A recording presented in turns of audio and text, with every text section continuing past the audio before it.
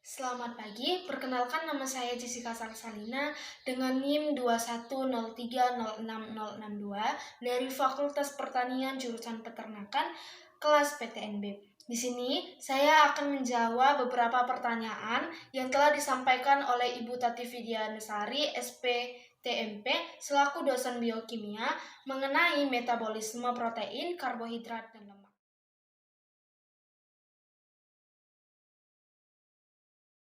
Baiklah, saya akan menjawab pertanyaan dari nomor 1.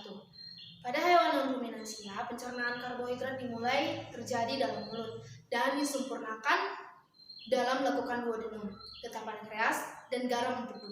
Alkalis disekresikan pada bagian ini. Garam empedu menetralisir suasana asam menjadi alkalis.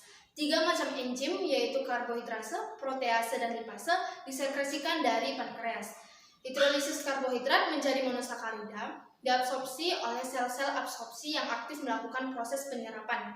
Hal ini diperlihatkan dari kemampuan sel-sel epitel untuk menyerap secara selektif zat-zat seperti glukosa, galaktosa, dan fruktosa.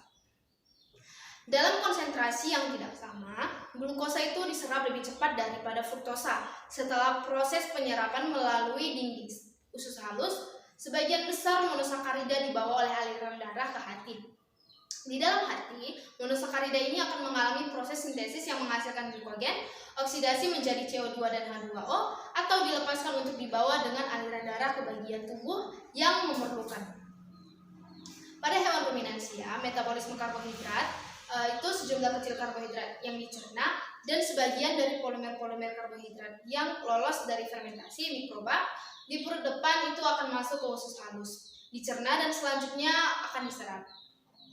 Asam lemak terbang atau VFH yang dominan itu ada asetat propionat, butirat akan diserap melalui dinding rumen, masuk ke dalam sirkulasi darah dan ditransportasikan ke jaringan tubuh ternak.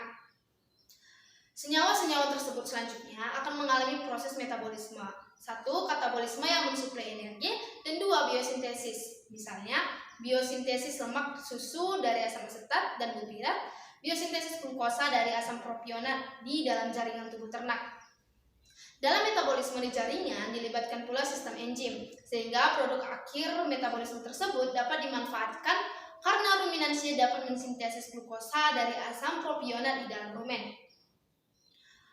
Oleh mikroba yang ada di dalam rumen, karbohidrat tanaman dicerna oleh enzim mikroba menghasilkan gula-gula sederhana. Nah, gula-gula sederhana ini kemudian difermentasi oleh mikroba yang sehingga dihasilkan sumber energi yang digunakan itu untuk kehidupan dan perkembangan mikroba itu sendiri. Fermentasi ini menghasilkan produk akhir yang bermanfaat untuk induk semang atau ternak. Hasil akhir fermentasi mikrobial karbohidrat di dalam rumen itu adalah asam-asam lemak mudah terbang yaitu volatil fatty acid atau VFA, utamanya asam asetat, asam propionat, dan asam butirat. Gas fermentasi utamanya itu ada gas karbon dioksida dan gas metan. Mikroba rumen mampu memfermentasi semua karbohidrat yang terkandung di dalam. Selanjutnya, saya akan menjawab pertanyaan dari nomor 2. Metabolisme karbohidrat. Dalam proses metabolisme karbohidrat hati melakukan fungsi spesifik seperti berikut ini. Yang pertama itu menyimpan glukogen, mengubah galaktosa dan fruktosa menjadi glukosa, gluconeogenesis. Yang ketiga, membentuk banyak senyawa kimia penting dari hasil perantaraan metabolisme karbohidrat. Hati penting untuk mempertahankan konsentrasi glukosa darah normal. Misalnya, penyimpanan glikogen memungkinkan hati mengambil kelebihan glukosa dari darah, menyimpannya, dan kemudian mengembalikannya kembali ke darah bila konsentrasi glukosa darah mulai turun terlalu. Lalu saya akan menjawab pertanyaan dari nomor 3. Pada non-ruminansia, pencernaan protein itu dimulai saat makanan dihaluskan dan dicampurkan dalam ventrikulus. Pencernaan tersebut dimulai dengan kontraksi otot proventrikulus yang mengaduk-aduk makanan dan mencampurkan dengan getah pencernaan yang terdiri atas HCl dan pepsinogen. Pepsinogen yang bereaksi dengan HCl berubah menjadi pepsin. HCl dan pepsin akan memecah protein menjadi senyawa yang lebih sederhana, seperti polipeptida, proteosa, pepton, dan peptida. Penyerapan protein dimulai ketika makanan masuk ke dalam usus. Mukosa usus terdiri atas lapisan otot licin, jaringan ikat, dan epitel kolunar sederhana dekat lumen. Pada epitel pelapis terdapat banyak sel goblet yang menghasilkan lendir dan sekresinya ini membantu melicinkan makanan. Pada mukosa terdapat banyak filus yang mengandung banyak pembuluh darah dan pembuluh limfa kecil. Lapisan epitel akan menyerap air dan zat makanan. Sel absorpsi dari filus merupakan tempat absorpsi asam amino. Secara umum, asam amino setelah diserap oleh usus halus akan masuk ke dalam pembuluh darah. Pada hewan ruminansia, pencernaan dan penyerapan mikroba dan protein pakan terjadi di usus halus ternak oleh protease. Asam amino esensial bagi semua jenis ternak. Nah, komposisi asam-asam amino yang mencapai usus akan sangat tergantung itu kepada jenis proteinnya. Protein yang terdapat dalam pakan tidak dicerna di dalam mulut. Kemudian, di dalam rumen, protein ini akan difermentasi oleh mikroba menjadi NH3 dan VFH. Karena fermentasi dilakukan oleh mikroba, maka ada pula protein yang berasal dari mikrobia, serta itu terdapat protein yang tidak tercerna atau disebut juga UDP, undigestible protein. NH3 dan VFH hasil fermentasi diabsorpsi di rumen. Setelah NH3 dan VFH diabsorpsi di rumen, protein yang tersisa seperti UDP dan protein mikrobia akan masuk ke retikulum, kemudian omasum. Di dalam retikulum dan omasum tidak terjadi pencernaan protein. Protein mikroba dan UDP oleh pepsin dipecah menjadi oligopeptida, pepton, dan peptida yang berlangsung di abomasum. Di dalam intestinum, oligopeptida, pepton, dan peptida dihidrolisis oleh enzim yang bersifat proteolitik menjadi asam amino, kemudian diabsorpsi selanjutnya. UDP dan protein mikrobia yang lolos difermentasi di sekum itu akan menghasilkan NH3, VFH, dan protein mikrobia. Protein yang masuk ke abomasum berasal dari protein pakan yang lolos dari pencernaan jasa retikulum. Oke, selanjutnya saya akan menjawab pertanyaan dari nomor 4. Metabolisme protein itu fungsi hati yang paling penting dalam metabolisme protein adalah yang pertama itu ada deaminasi asam amino. Hal ini sangat dibutuhkan sebelum asam amino dapat dipergunakan untuk energi. Yang kedua itu membantukan ureum untuk mengeluarkan amonia dari cairan tubuh. Yang ketiga membantukan protein plasma membentuk asam amino non-esensial.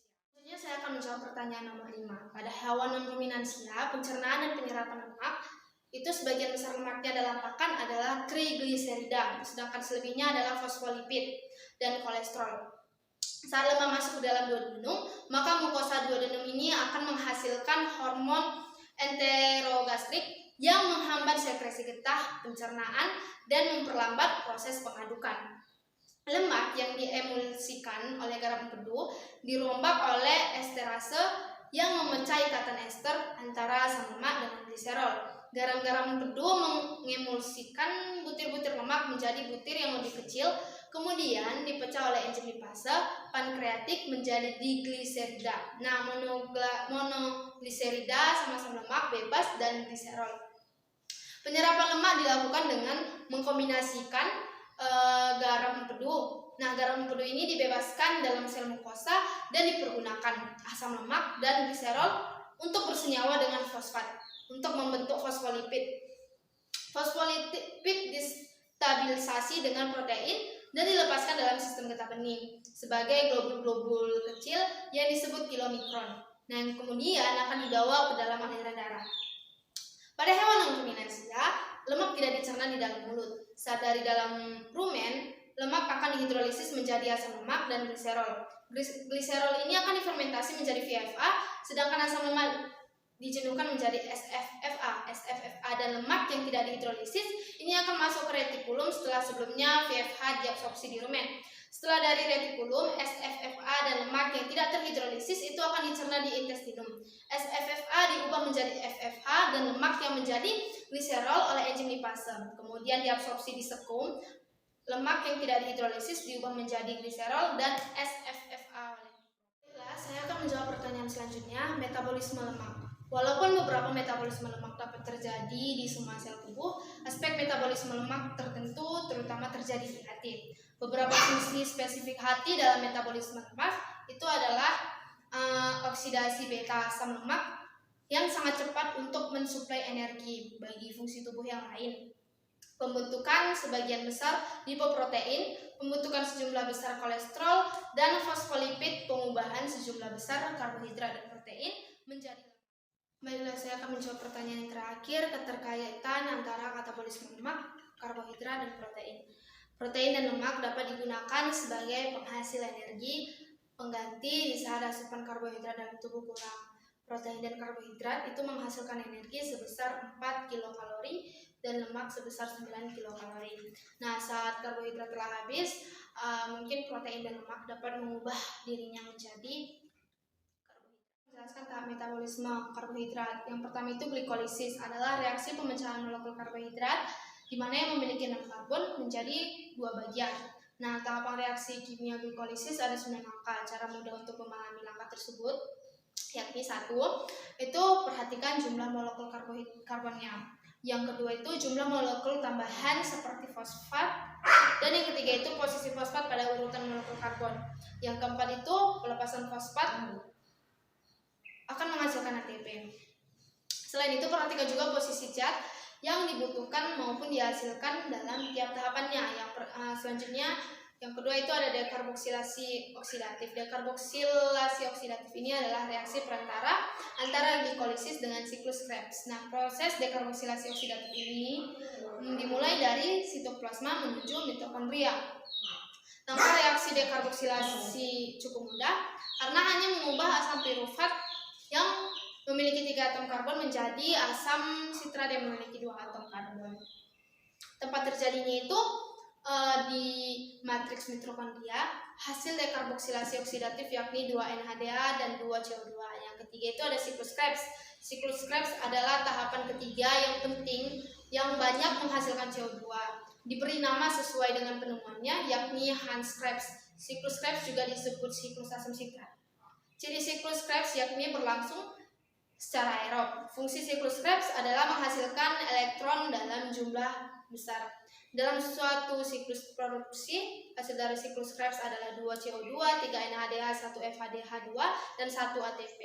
Yang keempat itu transport elektron. Transport elektron adalah proses panen energi ATP yang berasal dari NADH dan FAD2 yang berasal dari reaksi sebelumnya. Tahapan ini merupakan tingkat respirasi yang paling banyak menghasilkan ATP. Senyawa NADH dan FADH2 mengandung elektron H+ yang akan ditransfer keluar dari membran dalam mitokondria. Mungkin hanya sekian yang dapat saya jawab dari pertanyaan-pertanyaan yang telah Ibu berikan kepada saya. Jika ada kekurangan kata ataupun kesalahan kata, saya meminta maaf. Terima kasih.